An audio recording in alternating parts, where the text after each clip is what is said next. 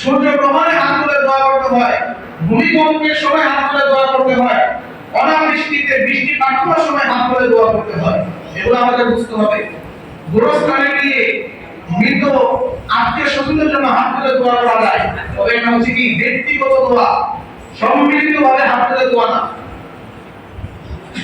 যাই হোক, ইব্রাহিম আলাইহিস সালাম তার পরিবার পরিজনের জন্য দোয়া করলেন।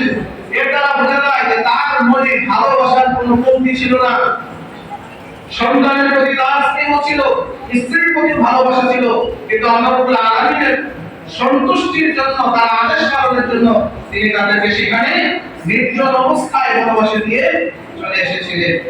আবার যখন পরিশেষে বলতে চাই যে এত দীর্ঘ আলোচনা করা সম্ভব না, ইব্রাহিম আলাইহিস সালাম যখন আবার একটু বড় হলেন, ফুটফুটে সুন্দর যে সন্তান, হাঁটতে পারে, চলতে পারে, কথা বলতে পারে, এমন অবস্থায় পৌঁছালেন, তখন আবার ইব্রাহিম আলাইহিস সালামের প্রতি আরেকটা পরীক্ষা আল্লাহ রাব্বুল আলামিন চাপিয়ে দিলেন।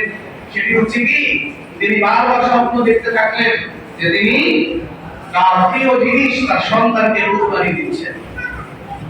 আমরা অনেকে জানতে পারি যে আল্লাহ রাব্বুল আলামিন তাকে নির্দেশ দিয়েছিলেন যে তুমি তোমার প্রিয় জিনিস কুরবানি করো। তিনি 100টি উট কুরবানি করলেন।